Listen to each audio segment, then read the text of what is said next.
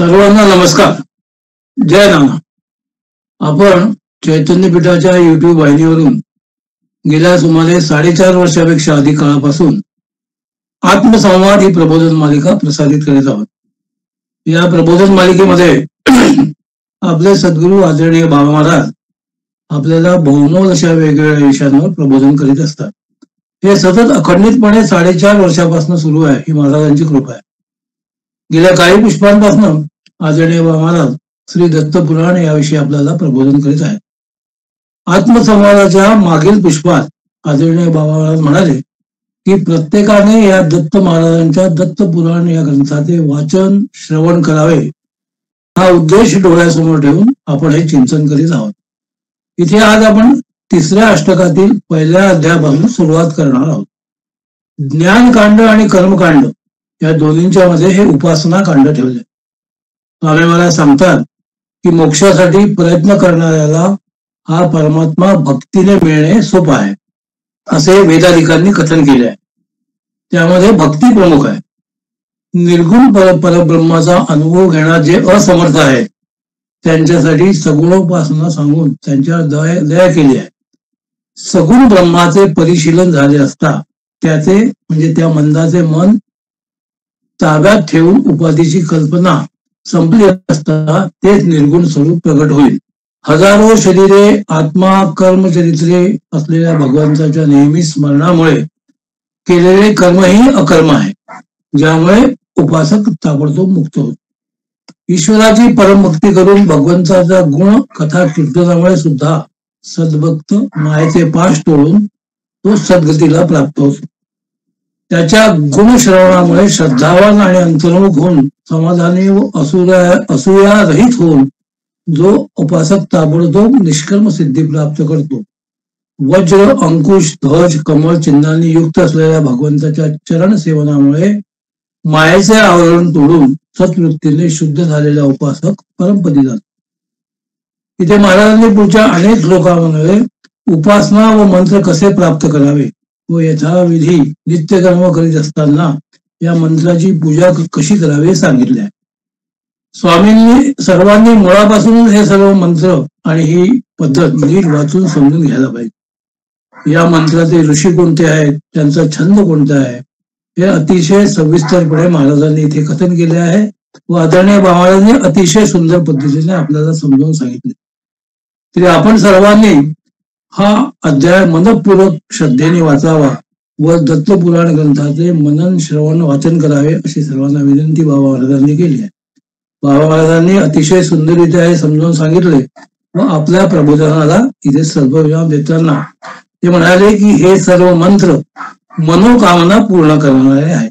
मी बाबा महाराजांना विनंती करतो त्यांनी आजच्या प्रबोधनाला सुरुवात केली. नमस्कार.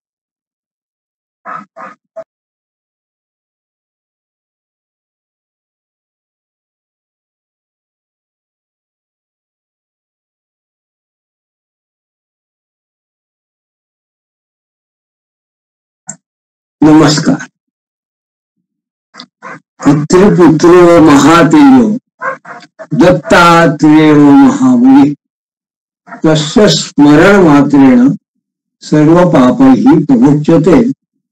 अनुसूया अत्रि संभूतो दत्तात्रेयो दिगंबरः स्मर्तृगामी स्वभक्तानां उद्धर्तां भवसंकटात्. वरा भयद हस्तम यो भजेदाभ्यां महाव्रताः सर्वान् कामान् निहेवाप्त्वा सो अमृतो भवति ध्रुवम्. मागल्या पुष्पामध्ये आपण या विशिष्ट श्लोकाने मध्यंतर केला होता, त्यापासून पुन्हा आपण सुरुवात करतो आहोत. त्याचा भावार्थ असा आहे, या 2 अष्टाक्षरी आणि द्वादशाक्षरी मंत्रांनी जे आपण मागे चिंतन केलं त्या मंत्रांनी तो एखादा व्रतस्थ उपासक विशिष्ट पद्धतीने महाव्रती असा आचरण करणारा अशा वर आणि अभय देणारे ज्यांचे हात आहेत अशा वराभयद हस्तम अशा भगवान दत्तात्रेयाची जो भक्ती किंवा उपासना करील त्याच्या सर्व इच्छा सर्वान कामान निहेवा आप्त्वा त्याच्या सर्व इच्छा इथेच इहलोकी पूर्ण होऊन तो निश्चित मोक्ष प्राप्ती करील सो अमृतो भवती ध्रुवम त्याला निश्चित मोक्ष प्राप्ती होईल असे या ठिकाणी स्वामी महाराजांनी सांगितलं. मी कशा करता सांगितलं तर त्यांनी याआधी हे जे वेगवेगळे मंत्र आपल्याला सांगितले होते त्या मंत्राची उपासना करणाऱ्या उपासकांना ही जणू काही एक प्रकारची सूचना आहे व निर्देश आहे. आता हेच मंत्रशास्त्र जे आहेत स्वामी महाराजांनी जे सांगितले आहे त्याचा याच्या पुढे आपण बघणार आहोत. ते असं म्हणतात ओम बीजम स्वहात्र शक्ती संबुद्धी कीलकम क्रमात द्वाभ्या हृदयंचके द्वाभ्या शिखाया क्रियसेत संबुद्धिभ्याम स्कंद चक्षु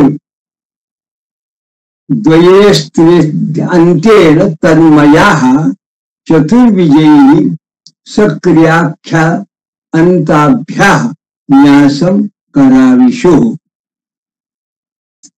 या ठिकाणी त्यांनी आधीच सांगितलेला जो मंत्र आहे ओम आम ह्रीं क्रोम दत्तात्रेय स्वाहा या मंत्रामध्ये स्वाहा शक्ती दत्तात्रेय हे कीलक ओम आम या दोन बीजांनी हृदयावरती ह्रीं क्रोम या दोन बीजांनी मस्तकावर आणि ये याम क्रियेने दत्तात्रेय या संबोधनाने हा शिखास्थानी ठेवावा.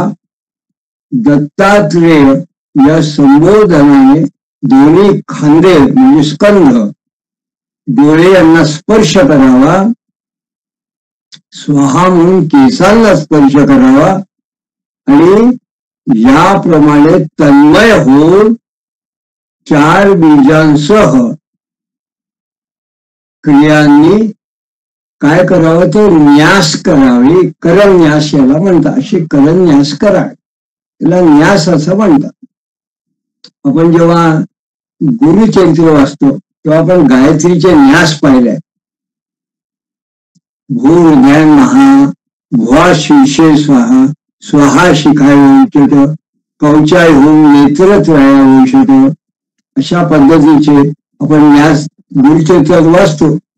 त्याच पद्धतीचे न्यास या ठिकाणी स्वामी महाराजांनी ओम आम ह्रीं क्रोम दत्तात्रेय स्वाहा या विशिष्ट मंत्राच्या पद्धतीने सांगितलेलं आहे. पुढे ते असं म्हणतात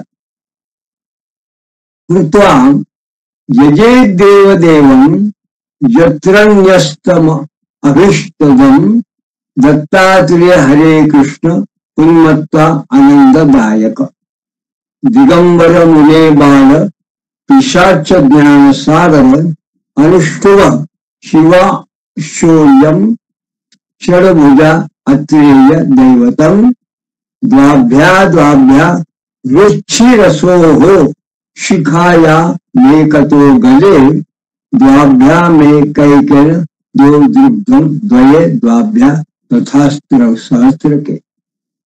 म्हणजे त्यानंतर एखाद्या यंत्र काढून त्यानंतर त्या दत्तात्रेय यंत्रावरती अभिष्टदायक देवादी देवाला ठेवून यजन करावं. हा एक वेगळा मंत्र या ठिकाणी महाराज सांगतात. तो हा मंत्र काय आहे? हा मंत्र आहे दत्तात्रेय हरे कृष्ण उन्मत्ता आनंददायक दिगंबरम बाल पिशाच ज्ञान सागर. हा मंत्र जो आहे हा अनुष्टुप छंदातला मंत्र असून याचा ऋषी हा शिव आहे आणि षडभुज दत्तात्रय या मंदिराची देवता आहे. ऋषी शिव आहे याचा अर्थ भगवान शिवाने हा मंत्र केलेला आहे असं आपण म्हणतो. आणि देवता कुठली आहे तर भगवान दत्तात्रय ही देवता आहे. आता एखाद्याला जर असं ऋषी आणि देवता हा नेमका कसा असतो अशी जर का त्याला कल्पना करायची असेल तर मग आपल्याला एक साधं उदाहरण असं सांगतो. आपण जेव्हा भगवद्गीता वाचतो त्या भगवद्गीतेत असं म्हटलेलं असतं, अस्य श्री भगवद्गीता स्तोत्र मंत्रस्य भगवान वेद व्यास ऋषी श्रीकृष्ण परमात्मा देवता. म्हणजे भगवद्गीतेचा जो ऋषी आहे तो वेदव्यास आहे, देवता ही कृष्ण आहे. तसं या ठिकाणी हा जो मंत्र आहे या ठिकाणी ऋषी भगवान शिव आहे आणि देवता ही भगवान दत्तात्रय. या ठिकाणी न्यास सांगितले आहे त्यांनी या मंत्राकरता. तर ते कसे आहे, दत्तात्रय म्हणून हृदयाला हात लावावा, हरे श्रीकृष्ण म्हणून तो मस्तकावर ठेवावा, उन्मत्त शब्द उच्चारून शिखेवरून हात ठेवावा, आनंददायक दिगंबर असा शब्द उच्चार करून बाहूंना स्पर्श करावा, बाळ म्हणून डोळ्यांना स्पर्श करावा, पिशाच ज्ञानसागर म्हणून सर्व कोपऱ्यांना स्पर्श करावा. याप्रमाणे करन्यास करा. तर अशा पद्धतीने या मंत्राचे सुद्धा न्यास सांगितलेले आहे. गायत्री प्रमाणे याची न्यास आहे. पुढे महाराज असं म्हणतात, विन्यस्य जपितां दोषमुक्ता सर्वोपकारक कृत तारं वायु क्लां कामं क्लं व्रां दुर्गा रूं च विद्धि सोहो. दत्तात्रेय चतुर्थ्यंत स्वाहांत षोडशाक्षरम वायुस्थाने तुला बीजम नमोते योजया अथवा. म्हणजे नंतर जप करणाऱ्याने सर्वोपकार करणाऱ्याने दोषमुक्त होऊन ओम यम क्लां क्लीं क्लं राम ह्रीं रूम सोम दत्तात्रेयाय स्वाहा हा षोडशाक्षरी मंत्र आहे. या मंत्राची वायुस्थानाच्या ठिकाणी यमच्या ऐवजी ऐम हे वाग्बीज योजना करावी आणि स्वाहाऐवजी नम असं म्हणावं जेव्हा जप करायचं असेल तेव्हा. मग स्वाहायक अत्र नमोन्यत्र शक्ती बीजम च कीलकम तारश्चतुर्थी गायत्री मंत्रराज शिवोदित. म्हणजे स्वाहा किंवा नमः जोडून असलेल्या मंत्रामध्ये क्रमाने शक्ती बीज कीलक असून गायत्री छंद असलेला हा मंत्र शंकरानं सांगितलेला आहे.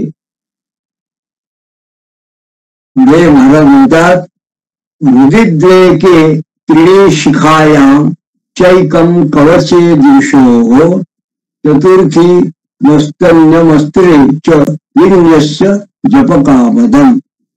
पहिली जी दोन बीजे आहेत ती ओम यम ही हृदयावर, नंतरची क्लां क्लीं क्लं ही तीन बीज मस्तकावरती, राम रिमी ही दोन बीज कवचावर, रूम सो ही दोन बीज दोन्ही डोक्यांवर, दत्तात्रेयाय स्वाहा ही दोन बीजे कोपऱ्यावर सर्व अंगावर ठेवून जप करावा. आणि मग सच्चिदानंद स्वरूपी सुखी मुक्तो भवत्यतः सिद्ध गंधर्वादी संधी लक्ष जाप्याष्ट सिद्धी भाक. म्हणजे अशा पद्धतीने लक्ष जप करणारा जो कोणी साधक उपासक असेल त्याला अष्टसिद्धी प्राप्त होऊन सिद्ध गंधर्व यांचा जणू काही सहवास प्राप्त होतो आणि तो स्वतः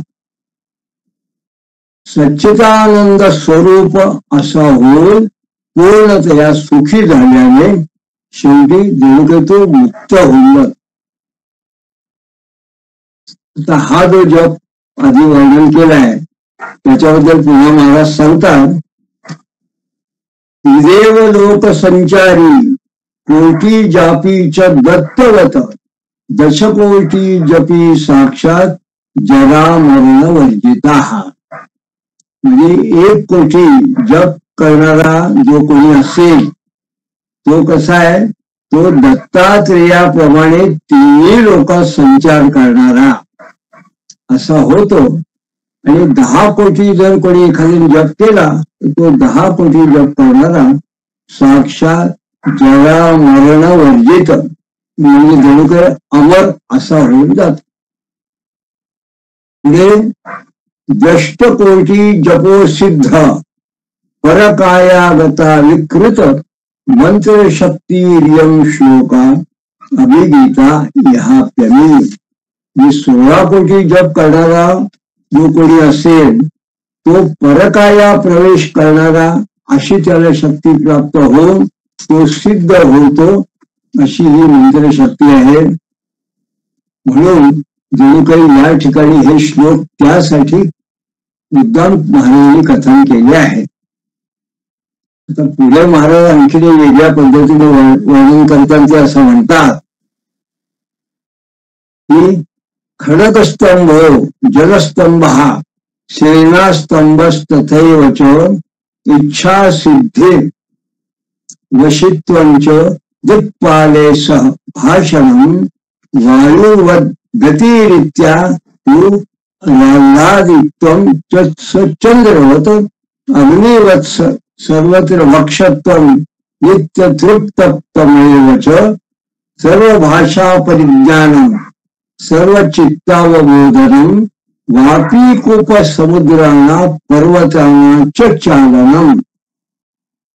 दत्तात्रेयमय स्वच्छो भवेत्स व्यासवत् कवी इतिदं शोषार्णस्य महात्म्यं तत्प्रयत्नतः.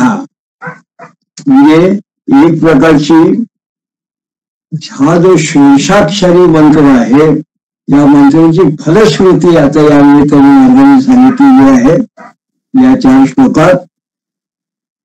त्या म्हणतात शस्त्राचं स्तंभन, जलस्तंभन, सैन्यस्तंभन, इच्छासिद्धी, वशीकरण, दिक्पालांच्या बरोबर संभाषण, वायू समान गती, चंद्राप्रमाणे आल्हादकता, अग्नीप्रमाणे सर्व भक्षकत्व आणि नित्य तृप्ती, सर्व भाषा ज्ञान, सर्वांच्या अंतःकरणाचं ज्ञान, विहिरी आड समुद्र पर्वत यांचे प्रचालन, व्यासाप्रमाणे कवी म्हणजे कवित्व आणि शुद्ध होऊन तो उपासक जो या पद्धतीने मंत्राचा जप करतो तो प्रत्यक्ष दत्तात्रेयमय होऊन जातो, असा या भगवान दत्तात्रेयाच्या षोडशाक्षरी मंत्राचा प्रभाव आहे.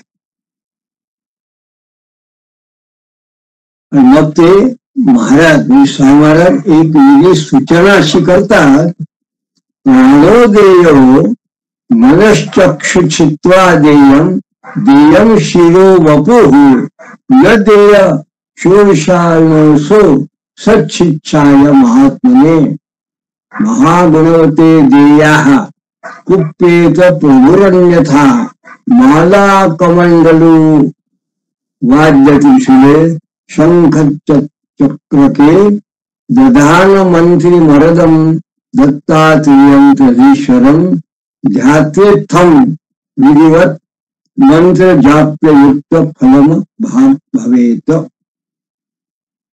म्हणजे भावार्थाने प्राण द्यावा, वेळ प्रसंगी मन किंवा डोळा किंवा अगदी मस्तक तोडून द्यावं, परंतु हा षोडशाक्षरी मंत्र हा अपात्री व्यक्तीला देऊ नये. फक्त महागुणवान महात्मा असलेल्या सच्चिच्छाला हा शीर्षाक्षरी मंत्र द्यावा, नाहीतर भगवान दत्तात्रेयाचा कोप होईल.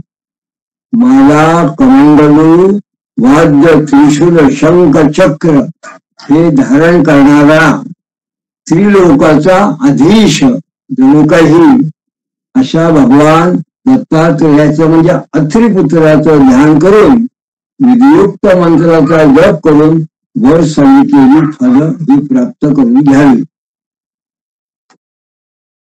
तर यानंतर महाराज आपल्याला एक वेगळ्या पद्धतीचा मंत्राचा परिचय करून देतात आहे. हा मंत्र काय आहे तर अनेक मंडळींनी हा मंत्र ऐकला असेल, त्याबद्दल आपण नंतर केव्हा तरी चर्चा करणार आहोत. पण हा मंत्र आता महाराज वर्णन कसे करतात ते आपण बघणार आहोत. महाराज असं म्हणतात, ओम नमो भगवान दत्तात्रेया स्मरण मात्र संतुष्टो महाभय निवारणो महाज्ञानप्रदा चिदानंदात्मा बालोन्मत्त पिशाच वेशो महायोग्य अवधूतो अनुसूयानंदन वर्धनो त्रिपुत्रा. एक प्रकारची वेगळी अशा दुसरी स्तुती आहे. ती कशी आहे, भगवान दत्तात्रेयाला नमस्कार असो, जो स्मरण मात्राने संतुष्ट होतो असा हा भगवान दत्तात्रेय. स्मरण मात्र संतुष्ट, मग मृत्यूभय निवारण करणारा आहे. महाभय निवारण, महाज्ञान प्रदान करणारा आहे, महाज्ञानप्रद. चिदानंदात्मा, चिदानंद आत्मस्वरूप आहे. आणि बालोन्मत्त पिशाच वेशो, बाल उन्मत्त पिशाच्या अशा पद्धतीने वेश धारण करणारा आहे. महायोग्य म्हणजे महायोगी असा अवधूत, अवधूत. अनुसूया आनंद वर्धनो, अनुसूयेचा आनंद वाढवणारा. आणि अत्रिपुत्र, आणि अत्रिपुत्र असा अत्रेय आहे. असा हा जो भगवान दत्तात्रेय आहे त्याचा एक वेगळा मंत्र महाराज असं सांगतात.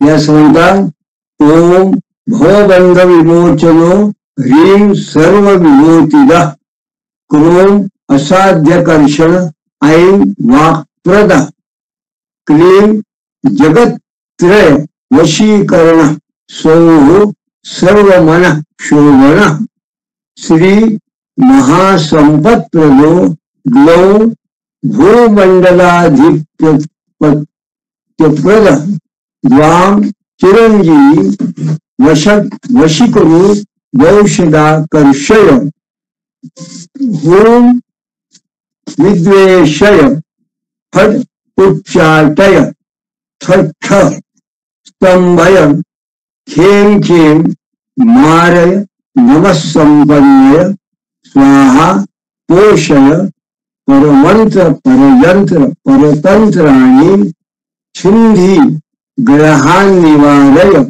व्याधि विनाशय दुःखं हर दारिद्र्यं विद्रावय देयं पोषय चित्तं तोषय सर्व मंत्र स्वरूपम सर्व तंत्र स्वरूप सर्व पल्लव स्वरूपम.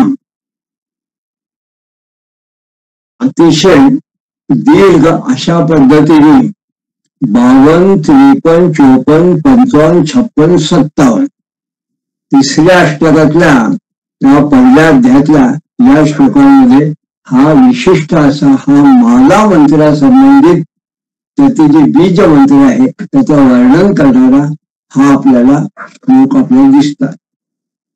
याचे भावार्थ काय आहे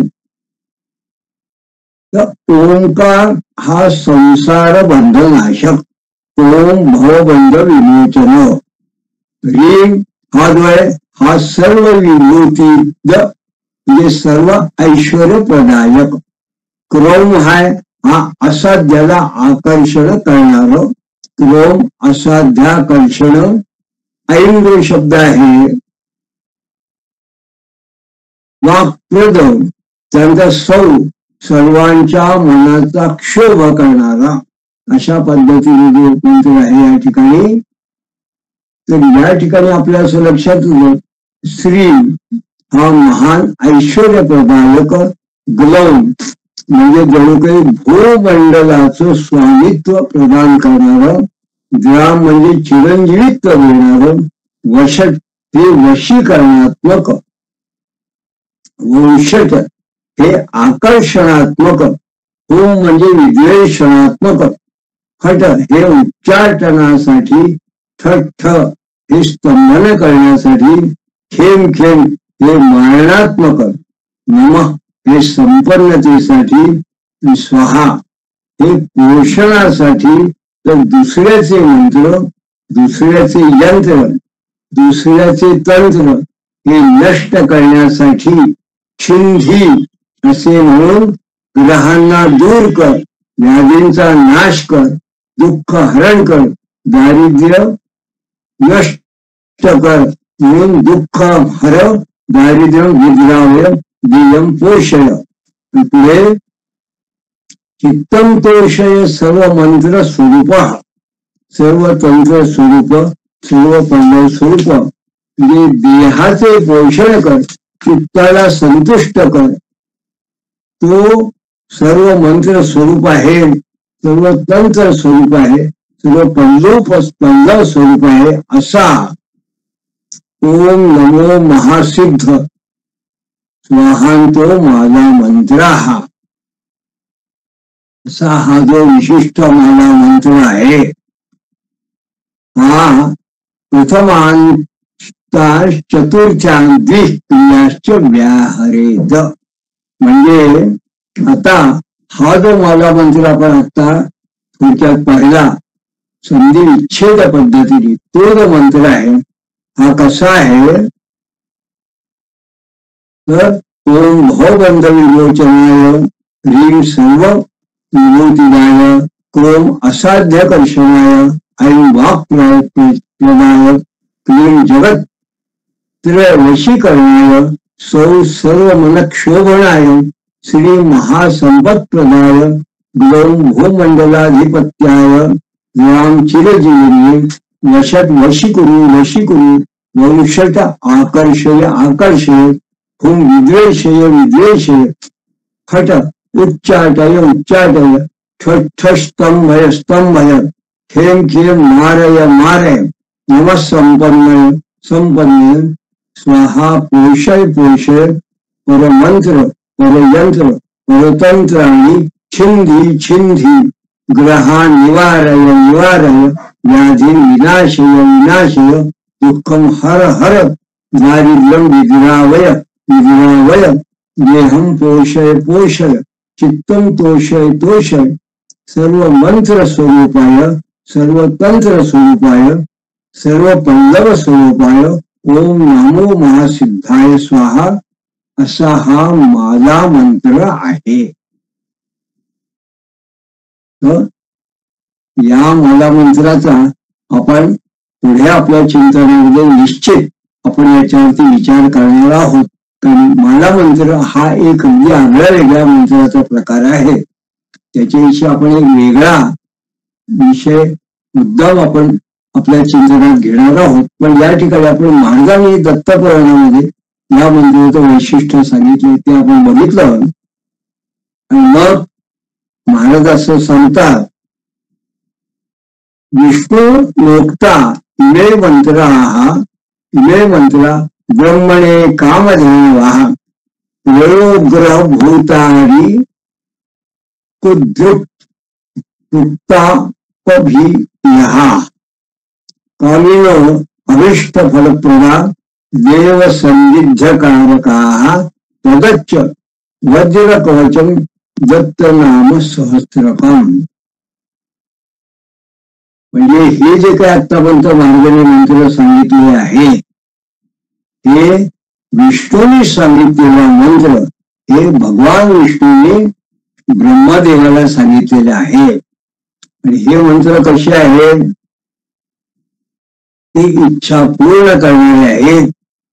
इतरांनी केलेले जे विविध प्रकारचे प्रयोग असतील, ग्रहाचे असतील, भूतपीडा असेल, शत्रुपीडा असेल, दृष्टीदोष असतील, रोग असतील, त्रिविध ताप आणि अन्य प्रकारची भीती हे दूर करणारे आहेत.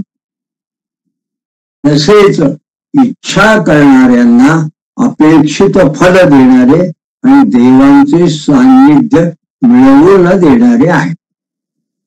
आणि या एका अर्थाने या मंत्राची फलश्रुती महाराजांनी स्वतः या दत्तपुराणाविषयी सांगितले. त्याचबरोबर महाराज आणखीन एक गोष्ट आपल्याला या निमित्ताने सांगतात. ते काय सांगतात की हा जो मंत्र आहे याचं त्यांनी प्रमाण सांगितलं आहे. हा पारंपरिक तंत्र ग्रंथामध्ये हे मंत्र कुठे आहे, कुठे यांचं वर्णन केलं ते सांगतात. ते असं म्हणतात की याच पद्धतीने दत्तात्रेयाची 1000 नावं असलेलं वज्र कवच आहे. आणि हे जे वज्र कवच आहे हे रुद्रयामल या ग्रंथात सांगितलेलं आलेलं आहे. या ठिकाणी महाराजांनी ग्रंथाचा एक संदर्भ सांगितलाय की रुद्रयामल हा जो ग्रंथ आहे, हा जो तंत्र मार्गाचा ग्रंथ आहे, याच्यात सुद्धा दत्ताचे वर्णन केलेलं आहे. आणि मग महाराज असं म्हणतात, येशान मन्यतमे निशम यो वैदिक विधानतः उपास्ते चित्त शुद्ध्यास मुच्यते अत्र परत्र वा. जे यापैकी एका वैदिक विधानानुसार जो चित्त शुद्धीने दत्तात्रेयाची उपासना करतो तो येथे आणि परलोकात मुक्त होतो. अशा पद्धतीने महाराजांनी आपल्याला या ठिकाणी दत्त मंत्र असं सांगून या ठिकाणी आपण आजचा आपल्या चिंतनाचा समारोप करतो आहोत.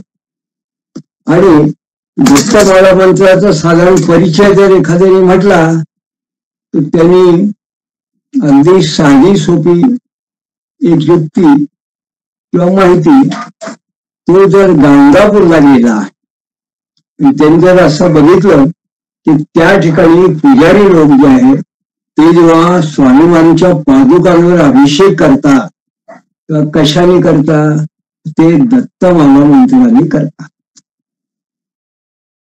हा दत्तमाला मंत्र आला कुठून आहे तर हा दत्तात्रेय उपनिषदातून आलेला आहे. भगवान दत्तात्रेयांची सुद्धा उपनिषद आहे. दत्तात्रेय पूर्वतापिनी, दत्तात्रेय उत्तरतापिनी असे 2 उपनिषद आहेत.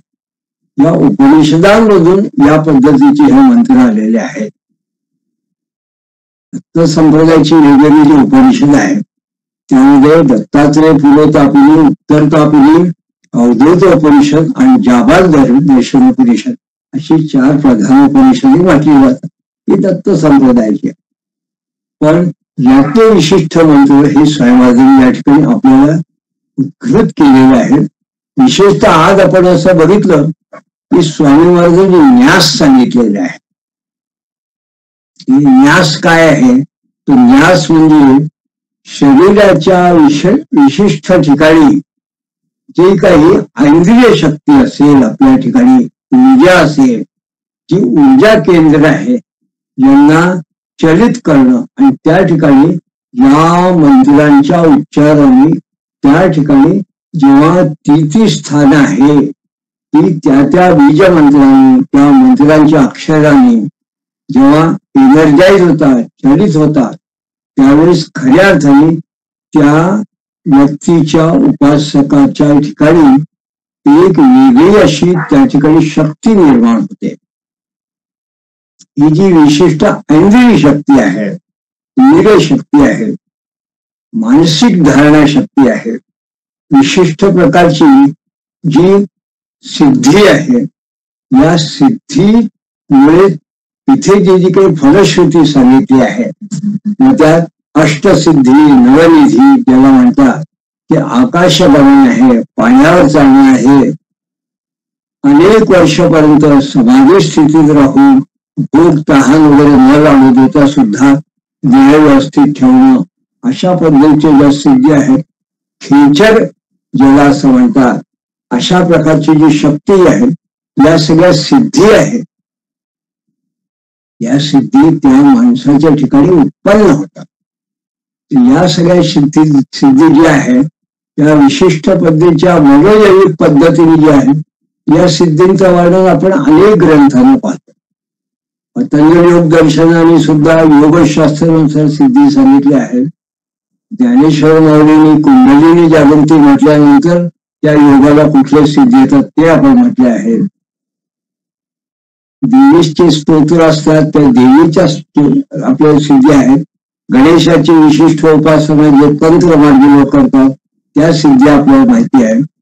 तर या पद्धतीने महाराजांनी विशिष्ट तंत्रानुसारी विशिष्ट भगवान दत्तात्रयाचे जे मंत्र आहे त्या पद्धतीने, तर त्या तंत्राने एखाद्याने आपल्या गुरुच्या समक्ष त्याच्या मार्गदर्शनाप्रमाणे जर अभ्यास केला तर त्याला सुद्धा अशा पद्धतीच्या सिद्धी प्राप्त होतात, होऊ शकतात. ही या ठिकाणी महाराजांनी मुद्दाम नमूद करून ठेवलेलं आहे. आणि सगळ्यात शेवटच्या श्लोकात महत्वाचं काय आहे, यात एक गोष्ट अत्यंत समर्पक अशी जी लक्षात येण्यासारखी आहे, त्यात त्या सांगतात वैदिक पद्धतीने. म्हणजे आपल्याला असं माहिती आहे की वैदिक पद्धतीने तंत्रमार्ग हा वेगळा आहे आणि वाम पद्धतीचा तंत्रमार्ग हा वेगळा आहे. वामतंत्र जे आहे त्याच्यात पंचमकार, महेश, सुरा वगैरे या सगळ्या गोष्टी त्याच्यामध्ये असतात. पण ही जी पद्धत महाराज सांगतात दत्तात्रयाच्या उपासनेची, ही मात्र वैदिक तंत्रोक्त आहे. कारण ही जी पद्धत आहे ही गायत्री जशी तंत्र आहे, महातंत्र आहे, या पद्धतीची आहे. त्यात कुठेही निषेध ज्याचा केला आहे वेदांनी अशा पद्धतीची उपासना नाहीये. कुठेही सुरा किंवा शांभवी किंवा अशा प्रकारचं सेवनाचाही कुठे उल्लेख नाहीये. किंवा अशा अघोरी ज्याला समजत अशा पद्धतीचं सुद्धा आसनांतर या ठिकाणी उल्लेख केला नाही. सहज नित्यनैमित्तिक कर्मकांड करणारा एखादा जो वैदिक असेल तो वैदिक विशिष्ट मंत्रांचे जसे न्यास करतो, साधे गायत्री करणारा एखादा जो संध्या करणार तो जो न्यास करतो, तसे अंगन्यास, करन्यास किंवा शरीरन्यास, न्यास आणि विन्यास अशा पद्धतीने तर एखाद्याने समजून व्यवस्थितपणे हे मंत्र केलं तर निश्चितपणे या मंत्राने सुद्धा सिद्धी प्राप्त होतं असं महाराजांना सांगायचं आहे. तेव्हा आज आपण महाराजांनी या दत्तमाला मंत्राचा या ठिकाणी उल्लेख केला आहे तो पुढे महाराज याबद्दल आणखीन काय सांगतात ते आपण पुढल्या पुष्पात बघू. तोपर्यंत अवधूत चैतन्य श्री गुरुदेव.